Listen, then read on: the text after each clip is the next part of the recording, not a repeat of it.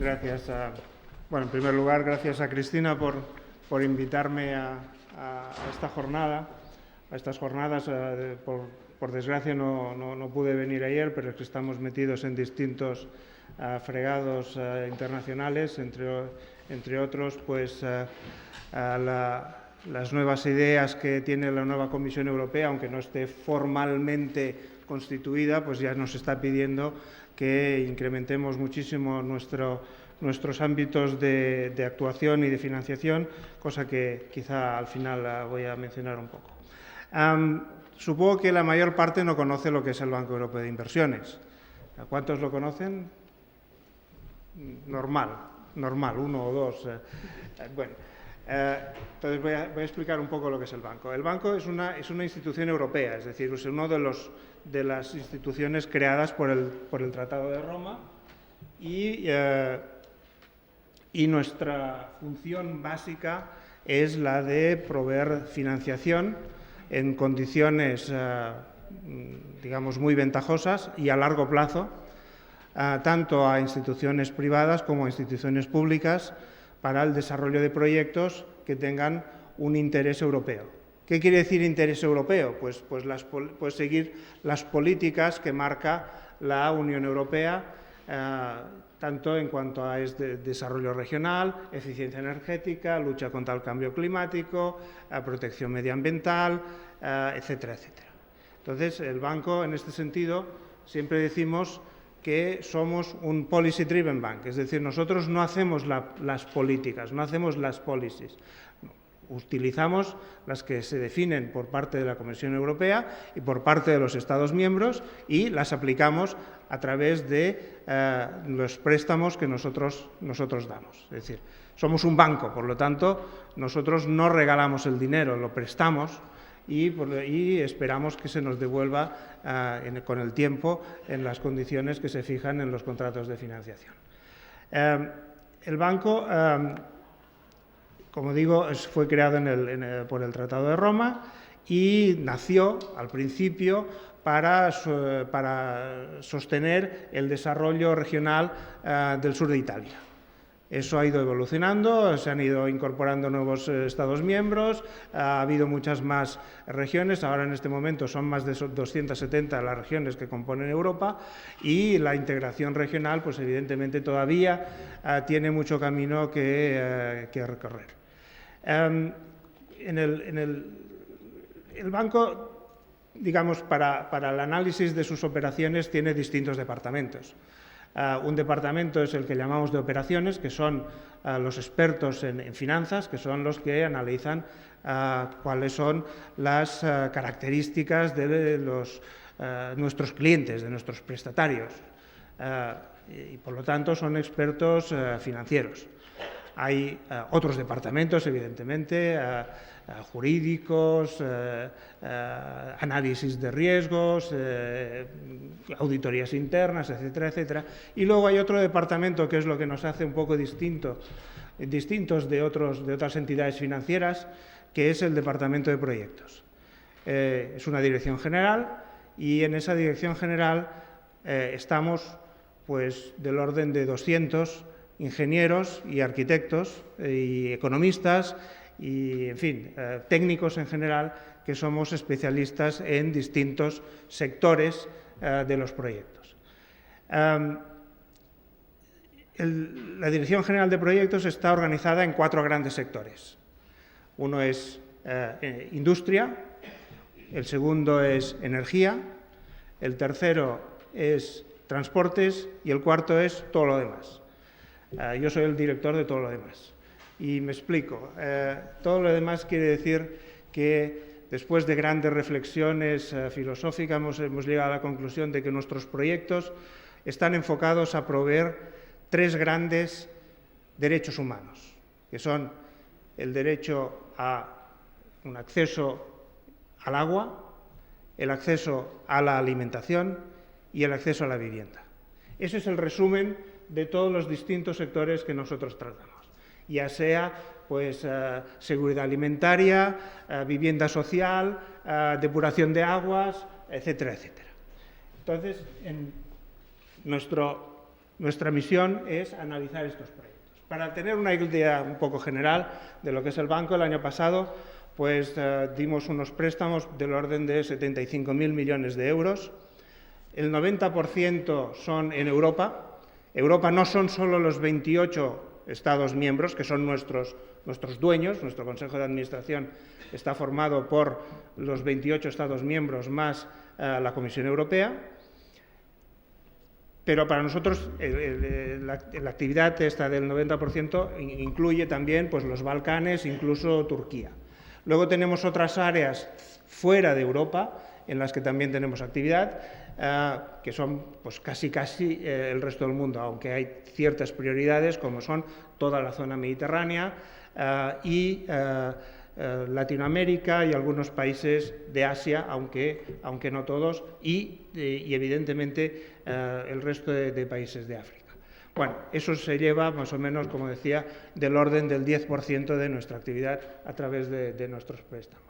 Aquí está un poco repartido esta actividad en las distintas grandes áreas funcionales o sectoriales, ¿no? Es muy difícil decir exactamente cuánto se presta a un determinado sector, como puede ser la vivienda social, porque la vivienda social no es solo una vivienda, sino que tiene aspectos de energía, tiene aspectos de sostenibilidad, tiene aspectos de desarrollo urbano. Entonces, estas cifras están repartidas, pero, ya digo, no son exactamente, no reflejan exactamente las distintas actividades, porque, ya digo, no son compartimentos estanco desde el punto de vista sectorial. Entonces, el banco, tradicionalmente, como decía antes, lo que hace es dar préstamos. Los préstamos los damos porque el banco emite bonos, emite obligaciones en los mercados internacionales de capitales. Es decir, no utilizamos dinero de la Comisión Europea, no utilizamos dinero de los contribuyentes europeos. El banco tiene un capital, como cualquier banco. Este capital se ha ido incrementando a lo largo de los años con recursos propios del banco, aunque el año pasado hubo una ampliación de 10.000 millones de euros, que ese sí fue pagado por los Estados miembros, aunque era la primera vez en la historia que los Estados miembros hacían un desembolso líquido de capital por razones de las agencias de rating, etcétera, etcétera. Bien, el capital del banco es del orden de unos 170.000 millones de euros, con lo cual podemos prestar hasta unos 450.000 millones en este momento. En este momento el total de dinero que está moviéndose por el mundo alrededor del banco es de los 400.000 millones de euros, más o menos. Entonces, esa ha sido la actividad básica y tradicional del banco en los últimos 50 y pico años. Pero después del Tratado de Lisboa hemos recibido unos mandatos más extendidos. No solo estamos mandados para dar préstamos, sino que además estamos obligados, se nos pide que demos asistencia técnica a nuestros prestatarios, tanto para la elaboración de proyectos. Eso ocurre sobre todo en los nuevos Estados miembros, donde no hay tanta experiencia como pues en los antiguos, por decirlo así, en los clásicos, o sobre todo fuera de Europa, donde la capacidad para generar y preparar proyectos es, en algunos casos, muy limitada. Bueno, pues eso es un aspecto de la asistencia técnica. Otro aspecto de la asistencia técnica es la ayuda a la implementación, al seguimiento de los proyectos. Y eso es una actividad que en este momento está creciendo mucho por distintas razones. Una de ellas es la que está ligada al tercer elemento, que es la combinación de nuestros recursos con otros fondos de la Comisión Europea. Como saben, pues la Comisión Europea tiene unos programas de los fondos estructurales, los fondos de cohesión, que en este momento para el periodo 2014-2020 se ha establecido en unos 375.000 millones de euros en política regional, luego hay otra cantidad destinada a política agraria, etc. Esos sí son fondos a fondo perdido, es dinero que da la Comisión. Bueno, la Comisión nunca financia un 100% de un proyecto, sino que pues, depende del tipo de proyecto y de otras circunstancias, pues financian pues, un 20, un 30, un 50 o hasta un 80% de ese proyecto. Entonces, nosotros lo que podemos hacer, y lo estamos haciendo, es completar ese fondo, ese dinero a fondo perdido, con nuestros préstamos. Y eso es lo que llamamos el blending, es decir, la combinación de fondos a fondo perdido con préstamos del banco. Y entonces, en estos últimos años hemos visto que hay países que tienen dificultades para absorber estos fondos. España fue un modelo en la absorción de fondos. Hemos construido muchísimas infraestructuras, AVEs, autopistas, de todo, algunas quizá demasiado, pero bueno, en el fondo, pues España ha sido un gran absorbedor de fondos estructurales completados también con préstamos del banco. En cambio, hay otros países, sobre todo, ya se puede imaginar, en la zona de Europa del Este, donde esta capacidad de absorción ha sido muy floja. Hay algunos países que están en el 20% de los fondos anteriores, y pues nosotros estamos ayudando, enviando expertos nuestros para ayudar a la absorción de estos fondos y para la preparación de los proyectos del nuevo programa 2014-2020. Entonces, esas son las tres grandes actividades que tiene el banco en este momento. Y además, también se nos ha pedido que tomemos más riesgo. Los bancos en general somos muy asépticos al riesgo, no nos gusta tomar riesgos, ¿no? Entonces, por ejemplo, fuera de la Unión Europea, todas nuestras operaciones están, digamos, garantizadas por la Unión Europea. Es decir, nosotros, como decía antes, el 10% de dinero que dedicamos, por ejemplo, a financiar proyectos en África, está garantizado por la Unión Europea. Es decir, si un país no nos devuelve el dinero, pues la Comisión Europea es la que nos garantiza que ese dinero viene a nuestras arcas.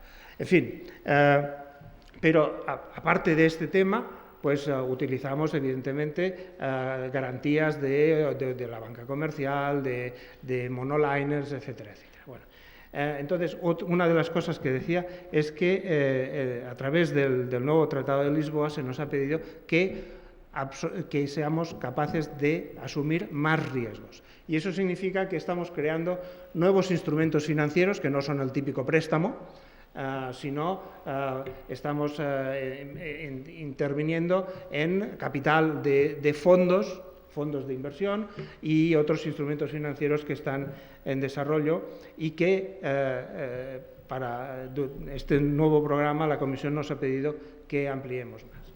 Bueno, como decía, el banco presta dinero a proyectos, pero para prestar dinero tenemos que conocer un poco el proyecto. Entonces, en esta transparencia se sintetiza un poco el proceso de análisis de los proyectos. A mí, muchas veces, cuando vamos a ver a nuestros clientes, nos preguntan, bueno, ¿qué queréis saber de nuestro proyecto? Y yo siempre les digo, pues lo queremos saber todo, ¿no? Aunque es difícil de explicar.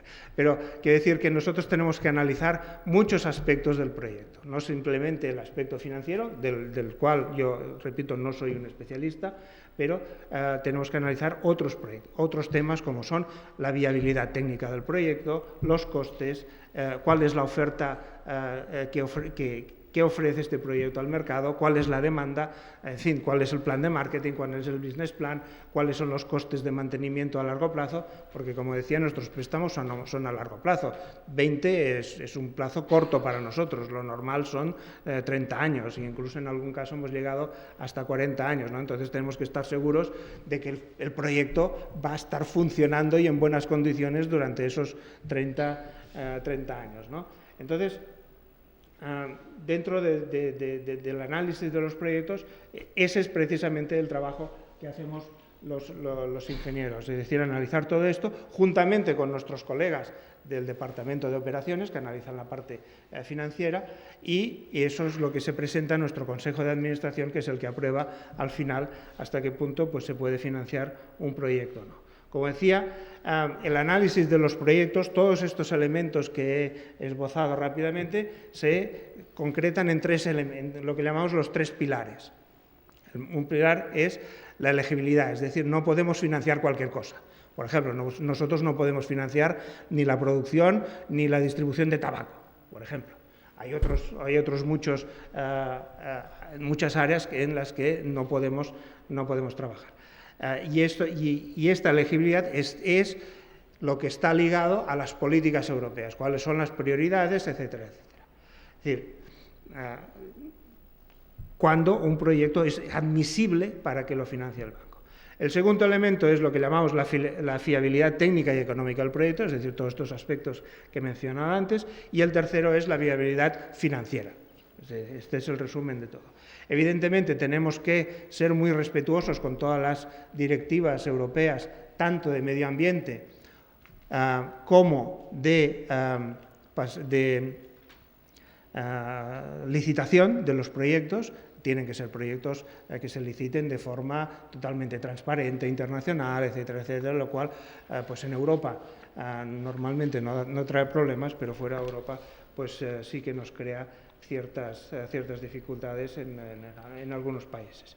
Y también nos crea pues a veces pues protestas por parte de licitadores que han perdido un concurso o de ONGs que consideran que el proyecto no se ha estudiado suficientemente desde el punto de vista ambiental, etcétera, etcétera. Entonces, ese es otro aspecto, es decir, no es un fleco porque nos lleva mucho tiempo tener que responder a una ONG cuando nos dice que un proyecto no debería ser financiado o que no cumple con el respeto a las normativas de medio ambiente. Como decía, hay toda una serie de elementos que se tienen que analizar y eso es lo que nosotros llamamos la due diligence del proyecto, que es lo que hacemos cualquier banco. Es decir, no solo nosotros, nuestros equivalentes son el Banco Mundial, el Banco Interamericano de Desarrollo, el Banco Asiático de Desarrollo, etcétera, etcétera. Muchos bancos internacionales, agencias de cooperación bilaterales, como son la Agencia Francesa de Desarrollo, la Agencia Española de Cooperación Exterior, etcétera, etcétera. Y en el fondo, todos hacemos un análisis más o menos detallado de los proyectos que se financian. Y una cosa que tengo que decir aquí es que los bancos, no solo los bancos, digamos, multilaterales, sino también trabajamos muchísimo con la banca privada, pues no competimos en este sentido entre sí, sino que colaboramos. Como decía antes, nosotros somos muy reacios a tomar riesgo y por lo tanto nos gusta compartir los riesgos con otros financiadores nacionales o internacionales. En este sentido, el banco no financia nunca más de un 50% del coste del proyecto, porque queremos que el cliente se busque otras fuentes de financiación, que pueden ser propias o pueden ser, como digo, de otros bancos, otros organismos financieros.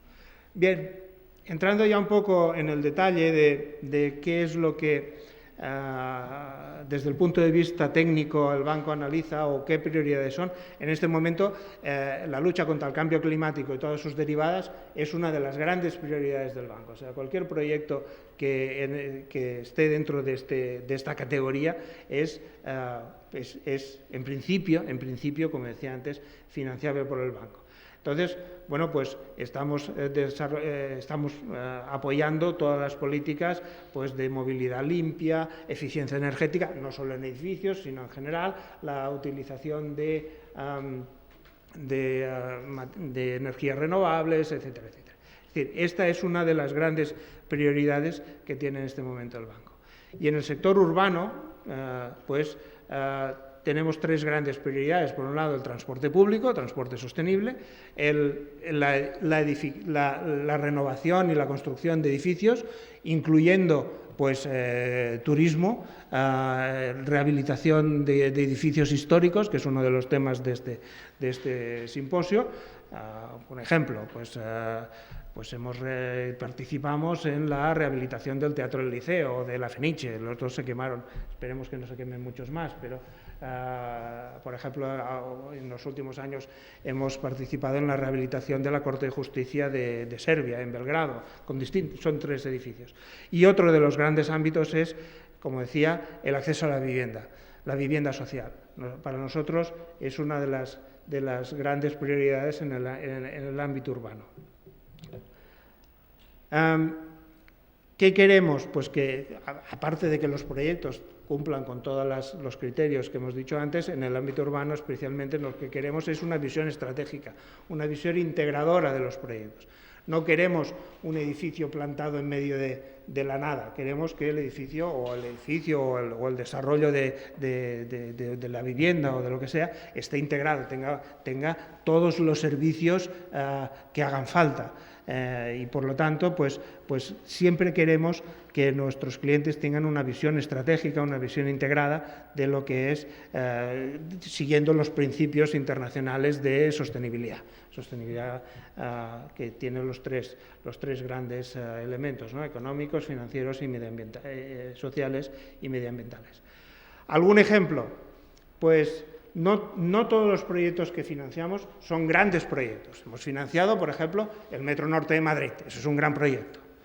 Pero también financiamos proyectos pequeños, agrupados.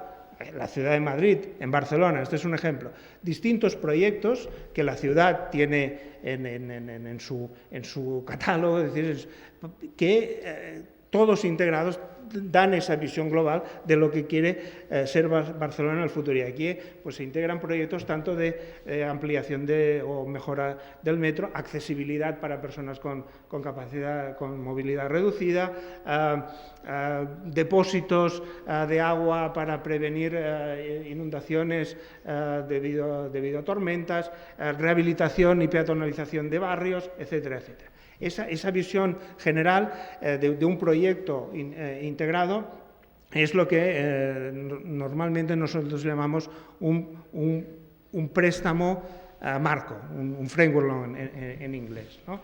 Y eso lo estamos haciendo en muchísimas ciudades. En muchísimas ciudades empezamos sobre todo en España e Italia, pero ahora, hace un par de años, por ejemplo, el país que más proyectos de este tipo generaba era Polonia, y en este momento estamos trabajando muchísimo en Suecia y los países nórdicos.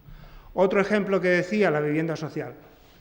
La vivienda social tiene una problemática complicada, entre otras cosas porque no hay una regulación europea de qué es una vivienda social. A nivel europeo nadie lo sabe. Cada país tiene su propia definición. Incluso dentro de cada país, en España, por ejemplo, distintas regiones tienen distintos criterios y, por lo tanto, nos es a veces difícil definir lo que es la vivienda social, quién tiene acceso a esa vivienda, cuáles son las tarifas, etcétera, etcétera. Bien, aquí tenemos desglosados una serie de criterios que nos facilitan a nosotros el análisis de los proyectos y, en cualquier caso, siempre pedimos que cuando se hace tanto la construcción como la rehabilitación de una vivienda, de un edificio, pues se utilicen los criterios de eficiencia energética definidos por las distintas directivas europeas. Esta es una transparencia en la que lo que intentamos es reflejar que ha habido muchas distorsiones a lo largo de la historia. Es decir, la vivienda social nació a mitades del siglo XIX, cuando se construyeron las grandes fábricas fuera de las ciudades, donde vivían los obreros, más la familia o el propietario, y ahí estaba la fábrica y tal y cual, y eso era el primer concepto, digamos, de vivienda social moderna, ¿no? Eso ha ido evolucionando y ahora pues hay, como decía, una cierta dispersión de criterios, pero lo que pretendemos es que se llegue a una cierta racionalización en estos criterios para que todo el mundo sepa lo que es o lo que estamos haciendo en vivienda social. Otro ejemplo de proyecto urbano, pues es reciente, en la ciudad de Rouen, en Francia, donde pues hemos financiado lo que se llaman unos ecocartiers, es decir, ya es la rehabilitación de una zona grande de la ciudad con criterios de sostenibilidad ambiental. Y ahí, pues lo mismo, rehabilitación de edificios, transporte público, etcétera, etcétera. Estos conceptos son los que también están en este momento derivando hacia las Smart Cities. Es otro de los temas que se nos está pidiendo continuamente que trabajemos. Es decir, hay muchas cosas, por ejemplo, aquí está la mención a las Smart Cities, hay muchas cosas en las que hemos hecho, hay cosas que todavía no hemos podido hacer porque, pues, por distintas dificultades. El tema de la integración social, el tema de la integración de inmigrantes, tanto legales como ilegales, es una cuestión que todavía no tenemos del todo bien asimilada. Por ejemplo, en este momento estamos estudiando cómo ayudar a Ucrania en la absorción de su inmigración interior. Está estimado que hay unos 300.000 inmigrantes internos en Ucrania debido al conflicto que hay, sin contar los que se han ido a Rusia o incluso a otros países. Y bueno, pues algo hay que hacer con esta gente. El invierno está llegando, hay que darles un cobijo, hay que darles servicios, etcétera, etcétera. Este tipo de proyectos reconozco que todavía no tenemos suficientes criterios claros para analizarlos, pero en cualquier caso se nos ha pedido explícitamente que hagamos un esfuerzo en Ucrania, y estos días estamos teniendo reuniones continuas para definir qué se puede hacer. Y de hecho la semana pasada, pues gente de mi equipo estuvo allí hablando con las autoridades locales para identificar las actividades o los proyectos que podemos financiar allí. Esto es lo que decía antes, los nuevos mandatos que tiene el banco en cuanto a la asunción de mayores riesgos, la generación de nuevos instrumentos financieros, y como instrumentos financieros, por ejemplo, está que es un fondo de inversión. Es un fondo de inversión, como ven, que está alimentado por distintos elementos, el Greater London Council, más fondos regionales de la Unión Europea, más la contribución del banco, y es un fondo que invierte en distintos elementos, como puede ser pues el tratamiento de basuras o como puede ser la vivienda sostenible, ¿no? Y la eficiencia energética. Bueno, abajo se menciona Elena, que ha sido una iniciativa conjunta entre la Comisión Europea y el banco para la preparación de proyectos de eficiencia energética en edificios y en transporte público. Hemos ayudado a los distintos interesados, autoridades normalmente locales, en la generación de estos proyectos, y se les ha dado dinero para que se generase el proyecto. Elena en este momento ha terminado, se terminaba este año, pero bueno, pues estamos negociando con la Comisión cómo poner en marcha otras iniciativas parecidas. En el campo, siguiendo con el campo de la asistencia técnica, tenemos, como decía antes, también una de nuestras prioridades es toda el área del Mediterráneo, desde Marruecos hasta Turquía, en la que estamos colaborando con la Secretaría de la Unión del Mediterráneo, que está en Barcelona, en también la generación de proyectos urbanos, cuales pues algunos tienen que ver con la rehabilitación de ciudades históricas, las medinas, pero otros tienen que ver pues con la agenda digital, es decir, el proveer de distinta infraestructura para acceso a Internet, etcétera, etcétera, en las ciudades de esta zona. Es decir, como decía, la actividad del banco ha crecido mucho en los últimos años.